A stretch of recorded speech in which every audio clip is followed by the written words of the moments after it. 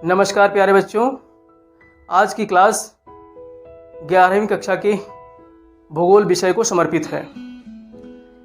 आज हम लोग 11वीं कक्षा के भौतिक भूगोल के मूल सिद्धांत नामक पाठ्यपुस्तक के इकाई 3 भू आकृतियों का अध्याय 5 जो कि खनिज एवं शैल यानी मिनरल्स एंड रॉक्स को समर्पित है, उस पर हम लोग चर्चा करेंगे। तो आज के हमारे चर्चा के मुख्य बिंदु हैं वो इस प्रकार हैं। आज हम लोग देखेंगे खनिज क्या है, खनिजों का मूल स्रोत क्या है यानी खनिज की उत्पत्ति के स्रोत क्या हैं, खनिजों के प्रकार क्या हैं, और हम लोग खनिजों के प्रकारों में देखेंगे धात्विक खनिज और अधात्विक खनिज, और खनिजों की विशेषताओं पर चर्चा करेंगे जिसमें कुछ प्रमुख खनिज हैं उनकी विशेषताओं पर हम प्रकाश डालेंगे, और सबसे प्रमुख जोर हमारा रहेगा शैलों पर यानी चट्टानों के बारे में देखेंगे, चट्टानों के प्रकार देखेंगे और उन प्रकारों की उत्पत्ति के बारे में अध्ययन करेंगे कि जो 3 प्रकार की चट्टानें हैं उनकी किस प्रकार से उत्पत्ति होती है, और अंत में हम लोग देखेंगे कि चट्टानी चक्र यानी शैल चक्र क्या है और रॉक साइकिल क्या है, इसका हम लोग अध्ययन करेंगे। फिर लास्ट में हम गृह कार्य के अंतर्गत कुछ प्रश्न देंगे जिसे बच्चों को अपनी नोटबुक में हल करना है। तो चलिए हम लोग अपने चर्चा को विस्तार देते हैं।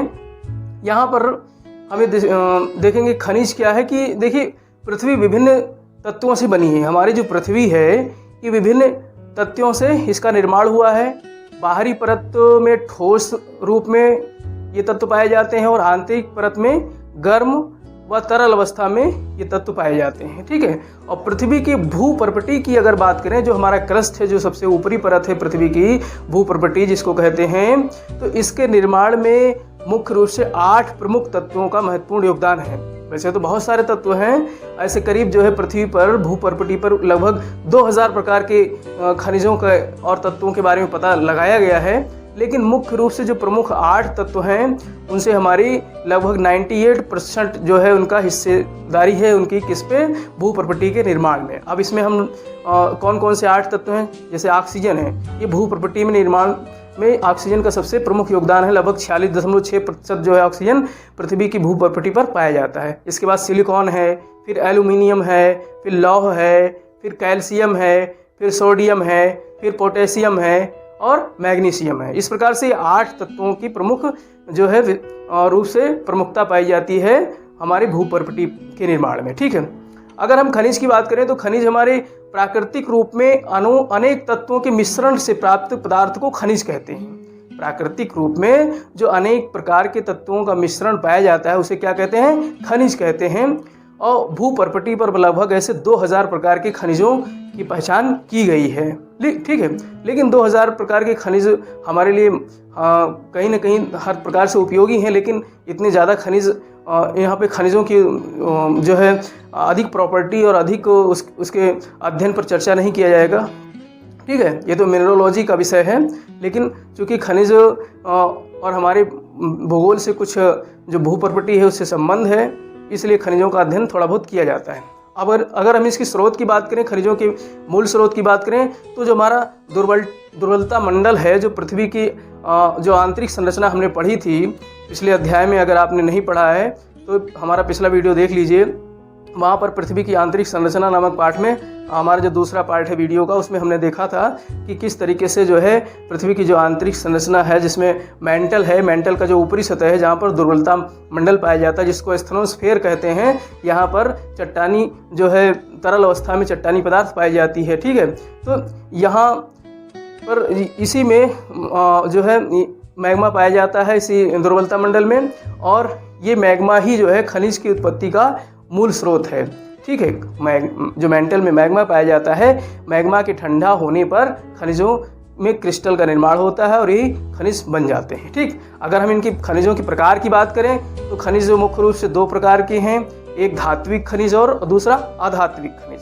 धात्विक खनिज में धातु के अंश पाए जाते हैं, इन्हें कूट कर पीट कर बढ़ाया जा सकता है, इनकी चादरें बनाई जा सकती हैं, छड़ें बनाई जा सकती हैं, इनको तार में बदला जा सकता है, ठीक है। और धात्विक खनिज भी 3 प्रकार के हैं जिसमें बहुमूल्य खनिज धातु खनिज है, लौह धातु खनिज और अलौह धातु खनिज, ठीक है। बहुमूल्य धातुओं में जैसे सोना है, चांदी है और प्लेटिनम है, ये सब क्या है, बहुमूल्य धातु खनिज के अंतर्गत आते हैं। और लौह धातु के अंतर्गत, क्योंकि नाम से ही लौह स्पष्ट है, तो इसके अंतर्गत लौह तत्व पाए जाने वाले जो है पदार्थ पाए जाते हैं जिसमें लोहे का अंश अधिक होता है। और दूसरा अलौह धातु है जिसमें लोहे का अंश नहीं पाया जाता है, जैसे तांबा, सीसा, जस्ता, टिन, एल्युमिनियम, ये सब क्या है, अलौह धातु खनिज है। और अधात्विक खनिज की अगर बात करें तो अधात्विक खनिज इनमें धातु के अंश नहीं पाए जाते हैं, जैसे गंधक है, फास्फेट है, नाइट्रेट है, ये सब क्या है, अधात्विक खनिज है। और इसी में सीमेंट भी एक अधात्विक खनिज है, जो कि खनिजों का मिश्रण इसमें पाया जाता है, जैसे कोयला और जिप्सम के मिश्रण से सीमेंट का निर्माण किया जाता है, तो ये भी एक अधात्विक खनिज है।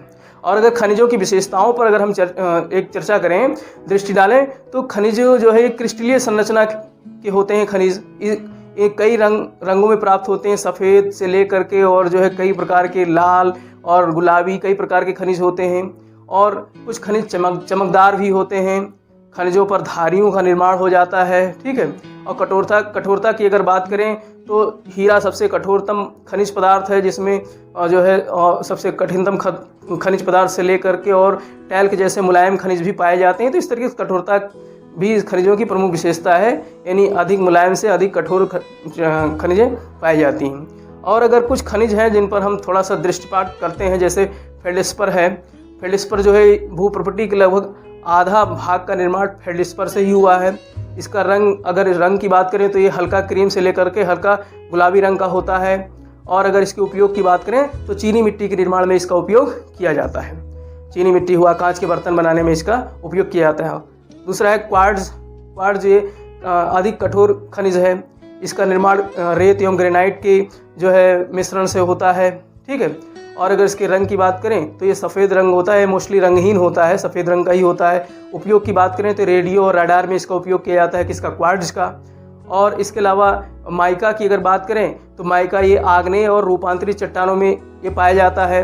इसमें पोटेशियम, एल्युमिनियम और मैग्नीशियम, लौह, सिलिका और जैसे तत्व अधिक पाए जाते हैं इसके अंतर्गत। और इसके अलावा इसकी उपयोगिता की बात करें तो विद्युत उपकरण बनाने में माइका का अधिक उपयोग किया जाता है। अब हमारा मुख्य टॉपिक जो है इस अध्याय का, वो है चट्टानें या सैल, रॉक्स। ये हमारे इस अध्याय का मुख्य टॉपिक है जिस पर हम चर्चा करेंगे। क्योंकि देखिए, चट्टानों का अध्ययन करना भूगोल शास्त्रियों के लिए जो है बहुत ही इसका मौलिक ज्ञान होना आवश्यक है। क्योंकि चट्टान और मृदा के बीच जो है घनिष्ठ संबंध पाया जाता है। और मृदा सीधे सीधे वनस्पतियों के जो है उसके प्रकार को प्रभावित करती हैं, इसलिए हमको चट्टानों का अध्ययन करना बहुत आवश्यक है, ठीक है। और इसके अलावा भू प्रॉपर्टी का निर्माण भी चट्टानों से हुआ है। जो क्रस्ट हमने पढ़ा था, जो हमारे पृथ्वी की आंतरिक संरचना में सबसे ऊपरी परत हमने देखा था, क्रस्ट भू प्रॉपर्टी, उसके निर्माण में चट्टानों का ही योगदान है। तो इसलिए चट्टानों का अध्ययन करना बहुत आवश्यक है। अगर इसके प्रकार की बात करें तो चट्टान, अब लेकिन इसके पहले देख लेते हैं चट्टान क्या है। चट्टान जो है एक या एक से अधिक खनिजों के मिश्रण को चट्टान कहते हैं। एक या एक से अधिक खनिजों का मिश्रण क्या कहलाता है, चट्टान कहलाता है। अगर इसके निर्माण की बात करें, चट्टानों की निर्माण प्रकार की बात करें तो निर्माण की पद्धति के आधार पर चट्टान को 3 समूहों में वर्गीकृत किया जाता है, बांटा जाता है। पहला है आग्नेय चट्टान। आग्नेय चट्टान चूँकि ये एक लैटिन शब्द है, इग्नियस शब्द से बना है। इग्निस, इसकी इंग्लिश होती है आग्नेय चट्टान की इग्नियस। और इग्नियस शब्द जो है लैटिन भाषा के शब्द इग्निस से बना है। इग्निस का मतलब होता है अग्नि, और यानी कि आग से निर्मित चट्टान क्या कहलाता है, आग्नेय चट्टान। क्योंकि अब आग से निर्मित होगा तो ये अब आग कहाँ से निकलता है, ज्वालामुखी उद्गार से निकलता है। ज्वालामुखी उद्गार से पिघले हुए जो है मैग्मा धरातल पर बाहर निकलते हैं। तो वही मैग्मा जो है जब ठंडा होकर ठोस हो जाता है तो उसी से आग्नेय चट्टान की उत्पत्ति होती है। अब ये मैग्मा हमने बताया कहाँ पाया जाता है, दुर्बलता मंडल में एक चैम्बर है, मैग्मा चैम्बर, वहाँ पाया जाता है। तो जब ज्वालामुखी उद्गार होता है तो ये मैग्मा बाल्केनिक पाइप के माध्यम से बाहर निकल करके आते हैं, ठीक है। और ये ठंडा होकर ठोस होकर के जम जाता है। जब ये पृथ्वी के अंदर जो है जमता है, यानी पृथ्वी के अंदर अधिक ताप होता है तो धीरे धीरे जमता है। तो धीरे धीरे जमने के कारण इसमें जो है कणों का निर्माण हो जाता है। तो ये कणयुक्त चट्टान होते हैं जो पृथ्वी के अंदर ठोस होते हैं, निर्मित होते हैं। आग्नेय चट्टान, उसको कण पाए जाते हैं। तो इस ऐसे ग्रेनाइट चट्टान इस प्रकार के चट्टान होते हैं। और जब सतह पर बाहर आ जाती है मैग्मा तो वो धीरे धीरे मतलब नहीं ठंडा होकर के शीघ्र ठंडा हो जाता है, क्योंकि बाहरी वातावरण के संपर्क में आता है और ठंडा होकर के जल्दी ठंडा होकर ठोस हो जाता है, तो उसमें कणों के निर्माण का मौका नहीं मिल पाता है। तो ऐसे चट्टान चिकनी सतह वाले होते हैं, ग्लासी सतह वाले होते हैं, जैसे बेसाल्ट इस प्रकार के जो है चट्टान का प्रमुख उदाहरण है। अगर आग्नेय चट्टान की विशेषता की बात करें तो इसमें जीवांश नहीं पाए जाते, क्योंकि ये बहुत जो है गर्म पदार्थ से निर्मित होता है, जो है इस तरीके से मैग्मा से निर्मित होता है, तो इसमें जीवांश नहीं पाए जाते हैं। जीव यानी जीव के अंश जैसे पेड़ पौधे हैं, वनस्पतियां हैं, अगर उसके अंदर हैं भी तो वो जल करके भस्म हो जाती हैं, तो उसके अंश नहीं पाए जाते हैं। और अवसादी व रूपांतरित चट्टानें जो है इन्हीं से निर्मित होती हैं, इसीलिए इनको क्या कहते हैं, प्राथमिक शैल भी कहते हैं। यानी अवसादी और रूपांतरित या कायांतरित चट्टानों के निर्माण के लिए पदार्थ उपलब्ध कराती हैं, इसीलिए इनको क्या कहते हैं, पैरेंटल रॉक कहते हैं, या प्राथमिक चट्टान भी इनको कहते हैं। ठीक है। दूसरी चट्टान की अगर हम बात करें, अवसादी चट्टान, जिसको सेडिमेंट्री रॉक से भी बोलते हैं, तो ये अपक्षय और अपर्दन की प्रक्रिया के कारण आग्नेय और रूपांतरित चट्टानों का संवहन और निक्षेपण होता है।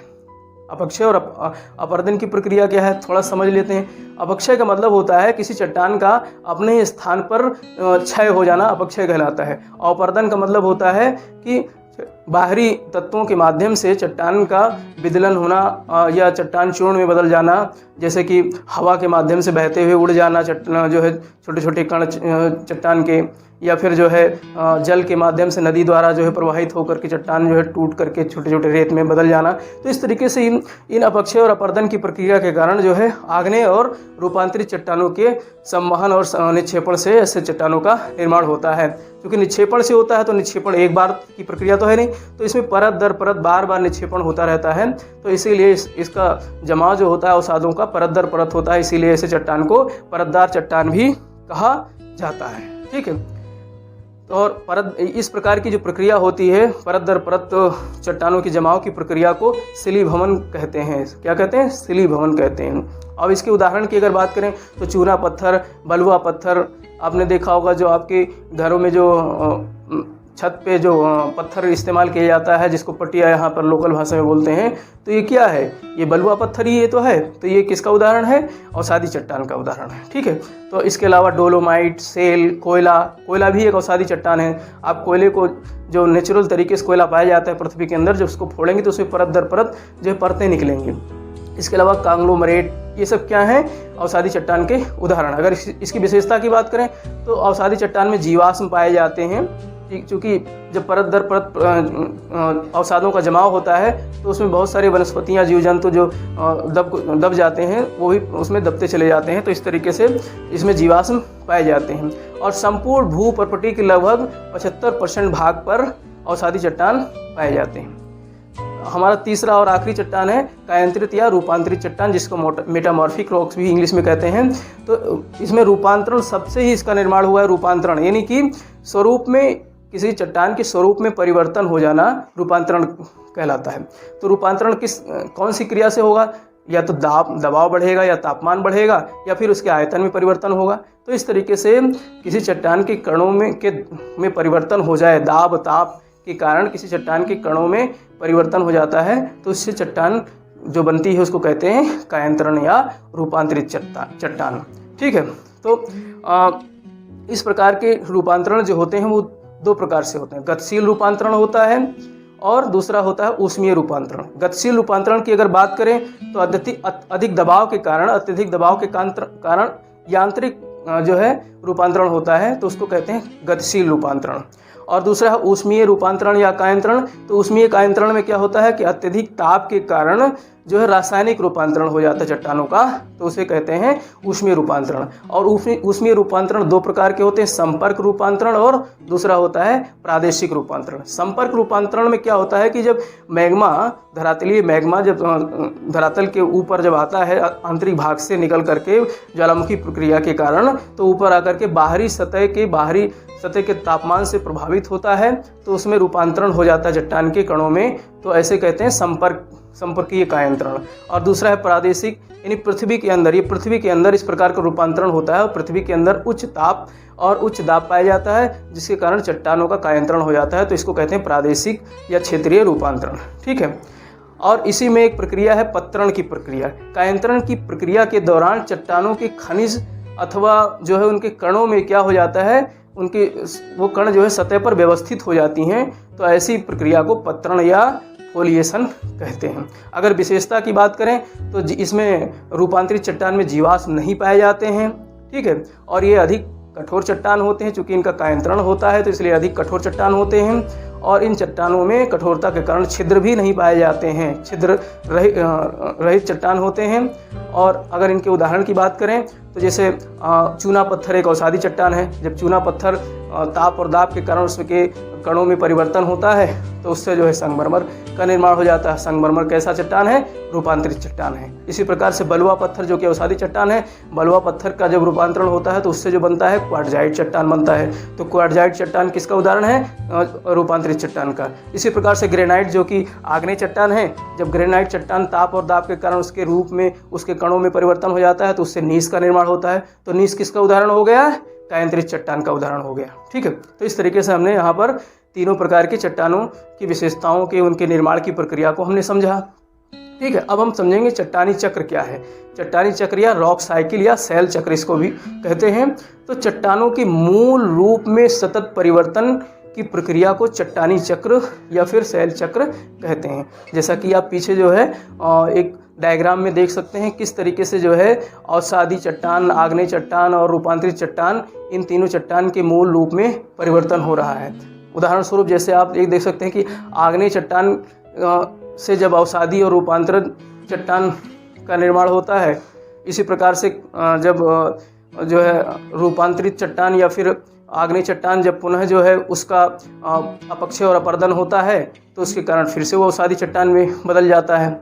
तो इस तरीके से, और इसके अलावा जब अवसादी चट्टान या कायंत्रित चट्टान जब पृथ्वी की विवर्तनिक क्रिया के कारण जो है, विवर्तनिक क्रिया यानी कि जब बहुत बड़ा परिवर्तन आता है पृथ्वी पर तो ये चट्टानें नीचे दब जाती हैं पृथ्वी के नीचे, और ये स्थेनोस्फीयर में पहुंच करके वहाँ फिर से पुनः मैग्मा में बदल जाती हैं, और मैग्मा में बदल करके फिर से ये ज्वालामुखी उद्गार के साथ बाहर आती हैं, फिर से आग्नेय चट्टान बन जाती हैं। तो इस तरीके से चट्टान की एक प्रक्रिया संपन्न हो जाती है, एक चक्र बन जाता है, यानी कि मैग्मा से चट्टान बना और पुनः सारे चट्टान जो है एक प्रक्रिया के तहत फिर से मैग्मा में परिवर्तित हो गई, तो एक चक्र सा बन जाता है। इसी चक्र को क्या कहते हैं? चट्टानी चक्र या शैल चक्र कहते हैं। तो इस तरीके से हमने यहाँ पर क्या क्या चीज़ें सीखी। हमने सीखी कि हमारे पृथ्वी पर जो विभिन्न प्रकार के खनिज पाए जाते हैं, तो खनिज क्या है, खनिज के उद्गम के स्रोत क्या हैं। हमने खनिजों के प्रकार देखे जिसमें धात्विक खनिज और अधात्विक खनिज देखी, खनिजों की कुछ विशेषताएँ देखी जिनमें हमने फेल्डस्पर, क्वार्टजाइट और माइका जैसे मुख्य खनिजों की विशेषताओं को देखा। इसके अलावा हमने यहाँ पर मुख्य जो हमारा विषय था चट्टान या शैल, रॉक, इसके बारे में हमने अध्ययन किया। शैलों की उत्पत्ति के बारे में देखा, उसके प्रकार देखा, सभी प्रकार की शैलों की उत्पत्ति कैसे हुई, चट्टानों की उत्पत्ति कैसे हुई, इनकी विशेषताओं को भी हमने देखा। और लास्ट में हमने चट्टानी चक्र के बारे में और रॉक साइकिल के बारे में अध्ययन किया। अब बारी आती है आप लोगों को गृह कार्य करने की। तो हम लोग यहाँ पर जो है 30 शब्द वाले प्रश्न देखेंगे और 150 शब्द वाले प्रश्न देखेंगे। तो 30 शब्द वाले ये 3 प्रश्न हैं। पहला प्रश्न है शैल से आप क्या समझते हैं और इनके 3 प्रमुख वर्ग बताइए, ठीक है। और दूसरा प्रश्न है आग्नेय शैल के निर्माण की प्रक्रिया समझाइए। और तीसरा प्रश्न है खनिज शब्द को परिभाषित कीजिए। ये रहे 30 शब्द वाले प्रश्न। और 2 प्रश्न है 150 शब्द वाले, जिसमें पहला प्रश्न है कायंत्रित चट्टान क्या है, इसके निर्माण की प्रक्रिया समझाइए। और दूसरा प्रश्न है चट्टानी चक्र की क्रियाविधि का सचित्र वर्णन कीजिए। जैसा कि आपने चित्र अभी देखा है, डायग्राम देखा है इसका चट्टानी चक्र का, तो ये डायग्राम बना करके आपको चट्टानी चक्र की पूरी प्रक्रिया बतानी है, लिखनी है, ठीक है। तो इस तरीके से आप ये पूरा चैप्टर जो है हमारा खत्म होता है यहाँ पर, और फिर मिलेंगे अगले अध्याय के साथ। इसी के साथ जय हिंद, जय भारत।